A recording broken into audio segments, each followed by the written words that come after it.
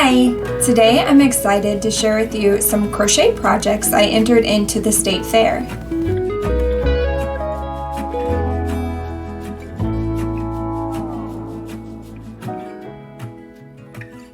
Here you can see the crochet projects I submitted. I made a lap quilt, a doily, a baby sweater, a stuffed animal toy dachshund, and 2 stockings. In this video, I will show you how I made the lap quilt and share the pattern I used in the description below. And then I will show you how I water blocked the blanket, the doily, and the baby sweater. I will share patterns for the doily and the baby sweater that I used in the description down below, along with how I embroidered the sweater directions I got off of the internet. In a separate video, if you would like me to, I can show you how to crochet this doily and how to crochet the sweater and the embroidery I did on it if you're interested. I made this dachshund crochet pattern on my own. I looked at another completed one and I created my own pattern for that. So if you're interested in a video on that, let me know in the comments below. Same with the stockings. But I am going to begin with the lap quilt. I am working on a lap blanket that I'm making for the state fair, and I thought I would share with you the pattern that I'm using. And I found it at stitchingtogether.com, and I will have the link down in the description below. But they call it the Lap Quilt Cap Rock Canyon Crochet Lap Blanket, and I really like how it's turning out. And I actually have 2 different colors of yarn in here, and I'm surprised at how well they blended together, because I had 3 rolls of Dollar Tree persimmon, and then I ran out and they didn't have any at my Dollar Tree anymore, so I ended up going to Michael's and I found this yarn in the color pumpkin, and it matched really well. So that's what I'm using. I'm using a size 6.5 millimeter crochet hook. They call this, in the pattern, they call this the crunch stitch, so you might be familiar with that, but I'm going to show you. I'm ready to do another section of crunch stitching, so I'll show you how to do the crunch stitch, and then that is followed by 3 rows of half double crochet, so I'll show you that as well. When you begin, you start off with chaining. You chain 115, so I did that, and then what I'm about to show you is essentially what you do into the chains, and then you just kind of repeat throughout the whole thing. So here I am ready for what I believe I'm on row 131, and you begin the crunch stitch by chaining 2. Let me turn my work real quick. Okay, so you chain 2,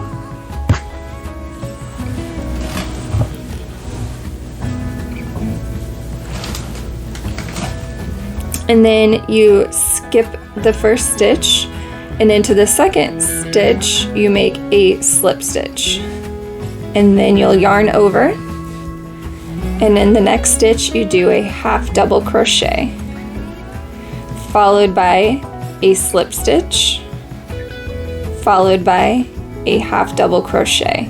And this is the pattern you repeat across the row. So slip stitch followed by a half double crochet, and you'll just do this all the way across the row, and I will meet you at the end of this row.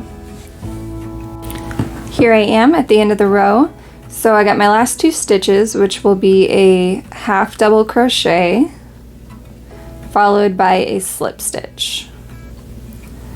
And now I'm ready for the second row of the crunch stitch, so I will chain 2 and turn my work. Blankets are tricky.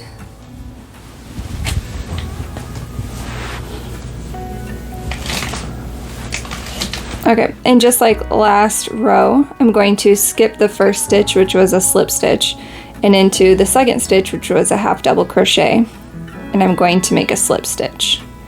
Then I'll yarn over and into the next stitch, which was a slip stitch, I'll make a half double crochet. You should be doing the opposite stitch in this row, but still following that pattern of half double followed by a slip stitch. And you just repeat this across the row, and then this will be the crunch stitch that you do for these sections of the blanket. I'm going to meet you at the end of this row because I want to show you how your last stitch, your slip stitch, will be into the chain that you started at the beginning of the row. So I will see you at the end of this row. Here I am at the end of my row, which I have the last 2 stitches left, which are a half double crochet into the slip stitch and then a slip stitch into the chain. So if you remember when we started this row, we chained 2, and so I'm going to make a slip stitch into the chain, and that ends the row. Then I will chain 2, turn my work, skip that stitch, slip stitch, half double, slip stitch, half double, and follow that crunch pattern. And so I will do that to complete another section that will look like this, and then I will follow it up with half doubles. So I will meet you at the end of this crunch section and show you how to do the 3 half double rows. I just finished my last row of the crunch stitch, and now I'm ready to do the 3 rows of half double crochet. So to do that, I'm going to chain 1, and then I'm going to turn my work, and I'm just going to make a half double crochet into every stitch, into the slip stitches and into the half double crochets from the previous round. And you should have 114 stitches, so I count them, especially after I just did a crunch row, to make sure I have 114. So this first row, it's kind of tricky, I don't know, trickier than when it's just half double already, and I just kind of go across and do half double crochets, and I count as I go. I'll meet you at the end of this row.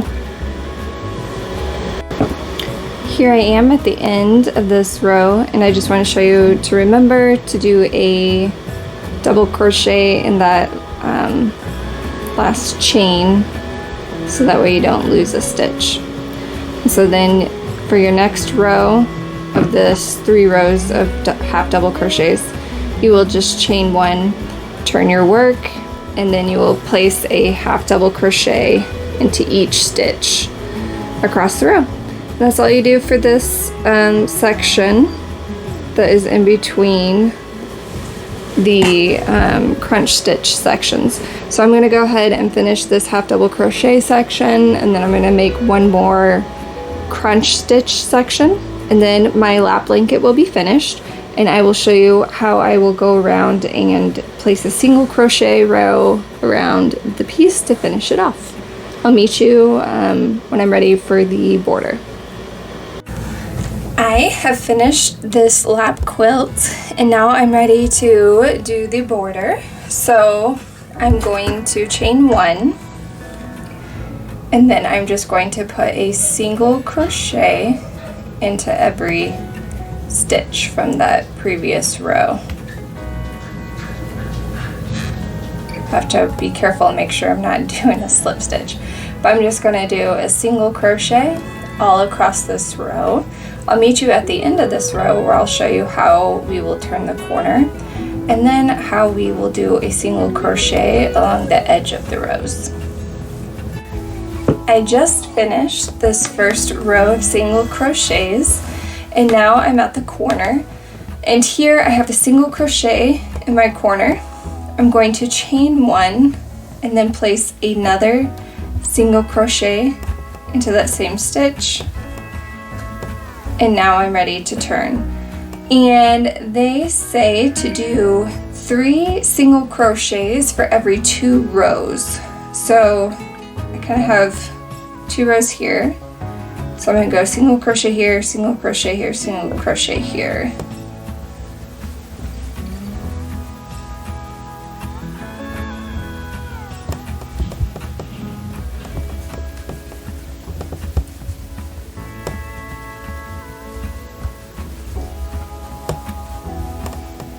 And so I'll just do that all the way down the edge so that I have 3 single crochets for every 2 rows, and then that should smooth up the sides and give you a nice border.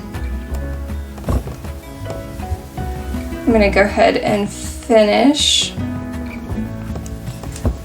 doing single crochets all the way around the border.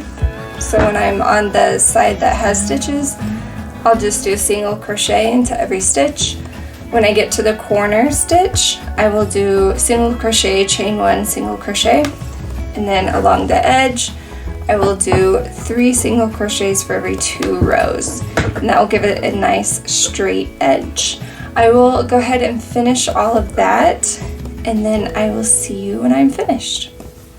Here is my completed lap quilt. I really like how it turned out after I water blocked it. It really helped make the edges smooth. Now I'm going to show you how I water block. So water blocking was new to me. I googled it and looked up videos on how to do it, but it basically helps your stitches to be placed in the position that you want them to be. So especially with the doily, this was very helpful. Here you see me adding like a cleanser that you don't have to rinse. It helps to make your yarn softer, and it also smells pretty nice. So here I am just filling it up, and here's the actual one I got from Amazon. I'll put a link for it in the description below. And I just stirred it up to mix it in with lukewarm water.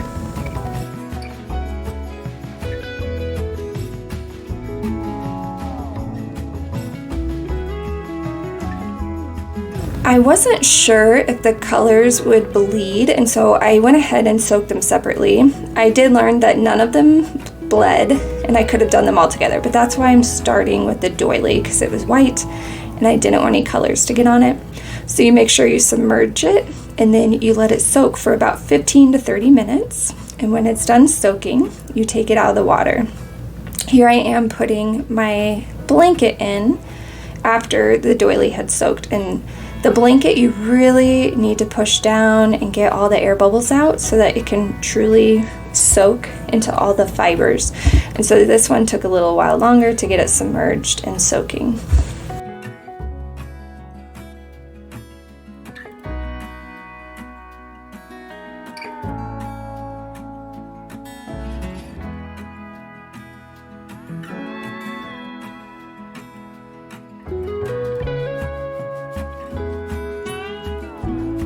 When I got the doily out, I did not wring it. You do not want to wring your projects because it will mess the stitching up. But you gently put it in a towel and gently roll it and pat it to try to get some of that excess water out. So that's what you see me doing here. And then once I had done that, I took it out, and here I'm putting it on cardboard. I do have a water blocking mat, but I needed all the pieces for the quilt. I kind of wish I had done these on different days, because then I didn't need to use cardboard, but cardboard works in a pinch. But you use these pins and you pin your piece. Now, water blocking is really good for doilies because they have intricate stitches that you want to see, and you want them to be in just the right place. So here I am working my way from the inside out. And I just want to make sure that the holes I want to be open in the proper spacing, where I want them to be. So that's kind of what you see me doing here.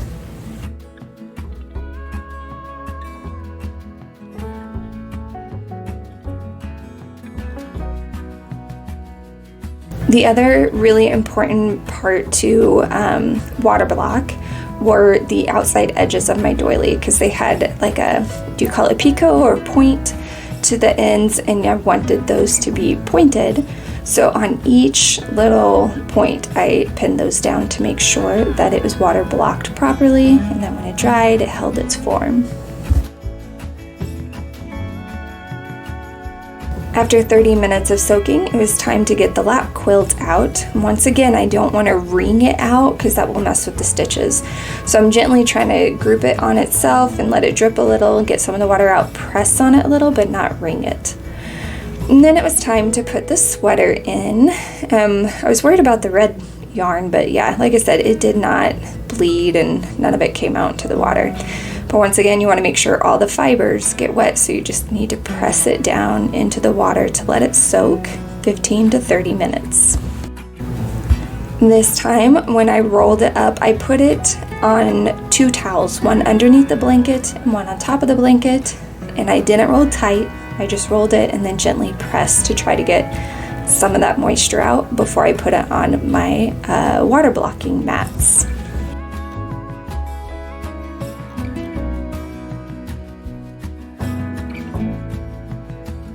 These are the water blocking mats I used. I will put them in the description down below.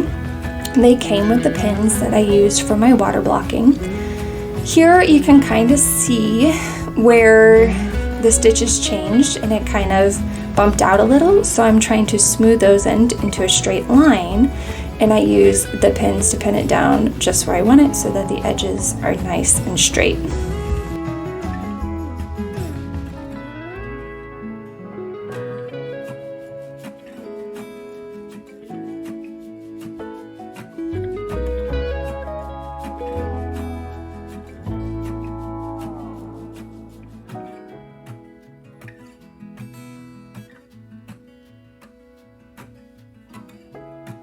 After I got the edges pinned down, I just kind of went through the blanket and smoothed it out to make sure that all the stitches were in the proper place and nothing looked bunched or weird.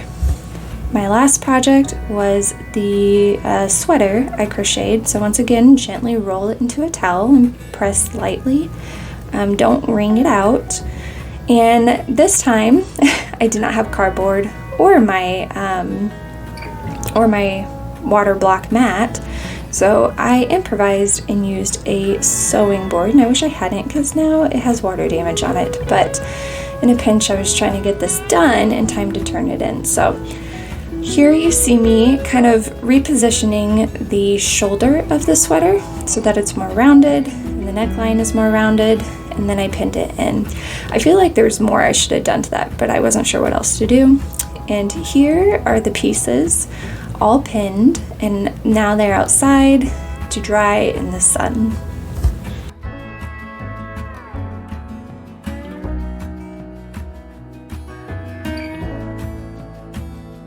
It takes about 24 hours to 48 hours for the pieces to dry. The doily dried much quicker than in the others because it was a smaller piece. So here I am taking the pins out, and you can see that the doily is holding its form.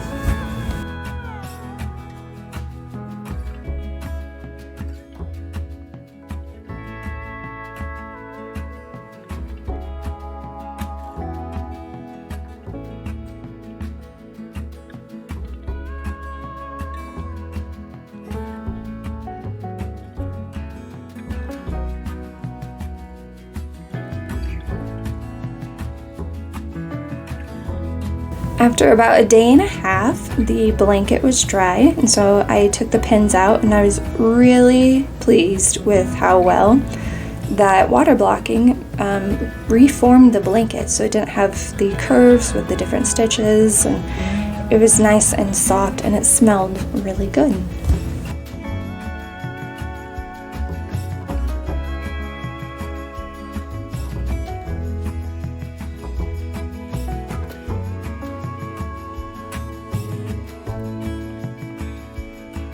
I hope you liked seeing these projects. Keep watching and follow along to see which of these received ribbons at the Missouri State Fair. Let me know in the comments down below if you want me to show you any of these that I have not shown you, and I will see you guys next time. Bye! If you would like to see more, please like and subscribe. And don't forget to hit the bell so you don't miss a video.